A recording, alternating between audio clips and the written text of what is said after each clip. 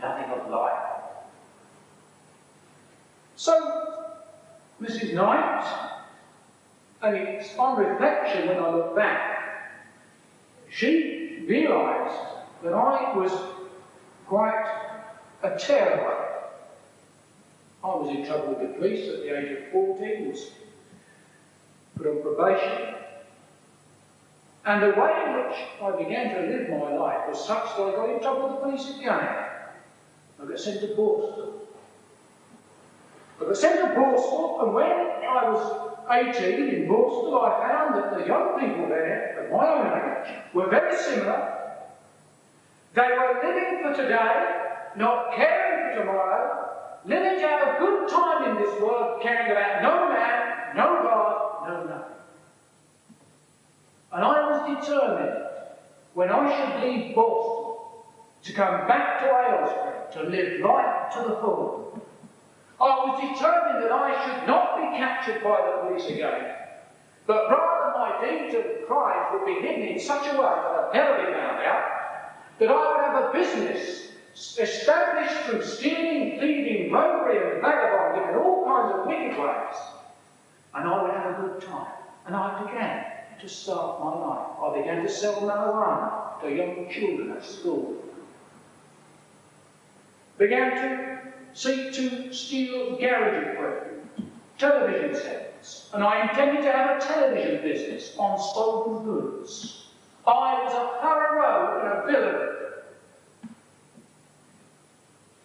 Permissive sex was the norm. The preachers today do not preach the right things.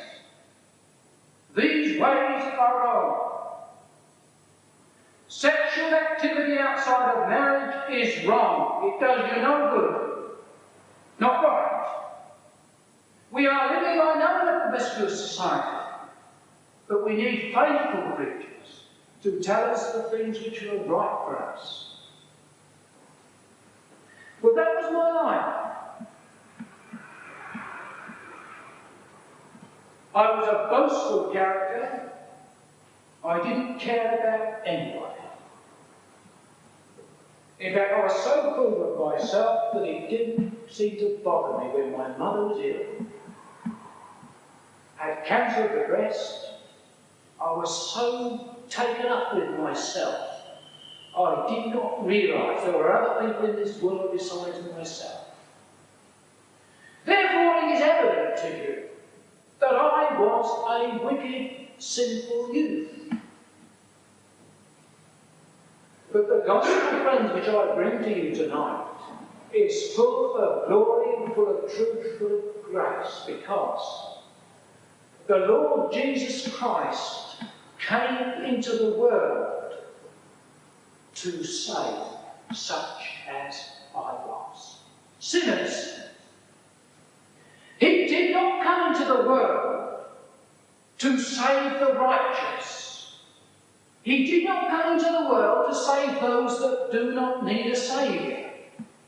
Therefore, if you're righteous, and if you're not a sinner, the Lord Jesus Christ is not for you.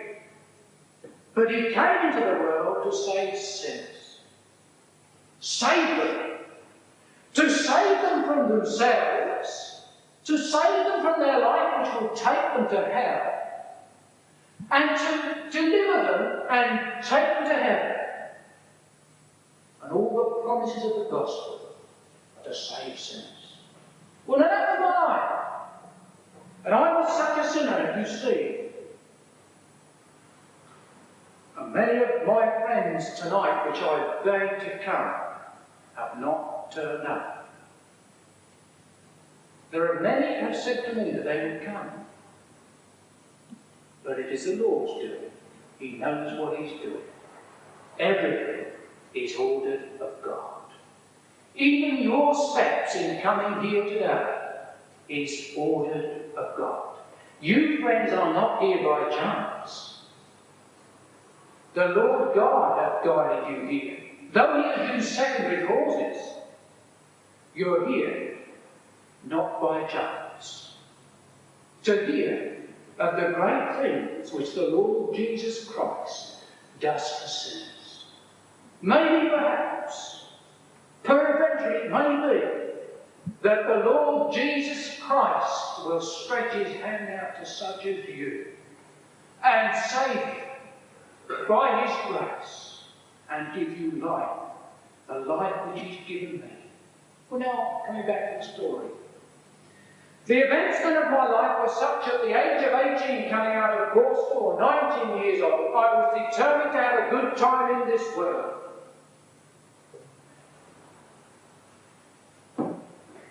It was no unordinary thing for me to go out on a Saturday night to purchase a bottle of whiskey with my friends and drink a half bottle and knock myself out deliberately for drunkenness' sake. And this was the life in which I lived, a riotous living, just to live for the day. When I was 20, I had a reasonable job. I was working for a company which services television sets, radio rentals. And I had a company car, and I was living at home, and I had money, I had drugs, I had every opportunity that any young person could have in this world. Yet money, drugs, sex, exploits in violence and crookedness and wickedness could not satisfy my soul. The more I exercised my desire and craving to do these things, the greater was the appetite. In other words, sin could not satisfy me. The more I got involved, the more I wanted. When I was 20 years old, on the 16th of January 1970,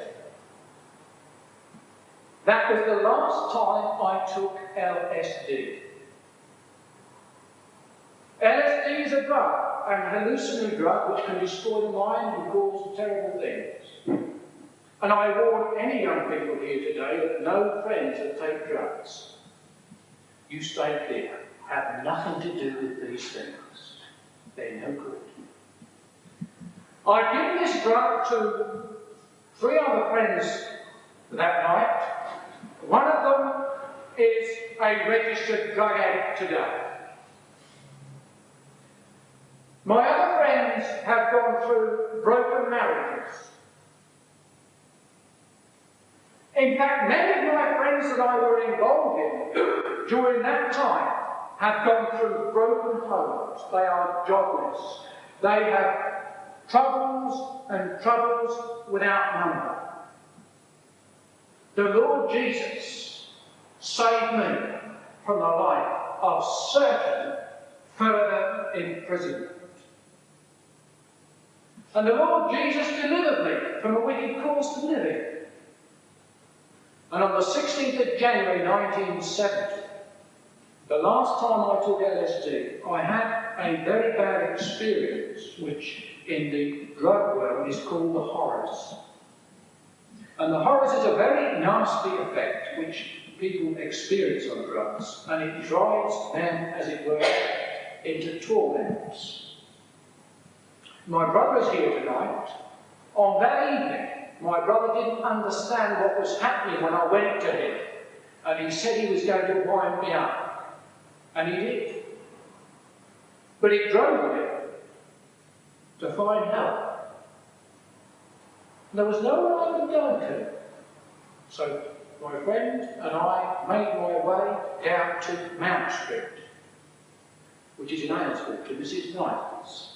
I wanted to get a lift home, get some lift and transport to get me home, so that this drug and this torment would go from me. But when I was there, I found perhaps I should go into the house and explain what was happening. So I went into the house and said to them, look, I'm going out and I'm lying on drugs. Can you help me? Oh, I didn't quite what I said to them. But they were clear. They saw there was something up. There was nothing they could do. And I reasoned within myself, they can't help. Doctors can't help. There is no one to help me in this condition.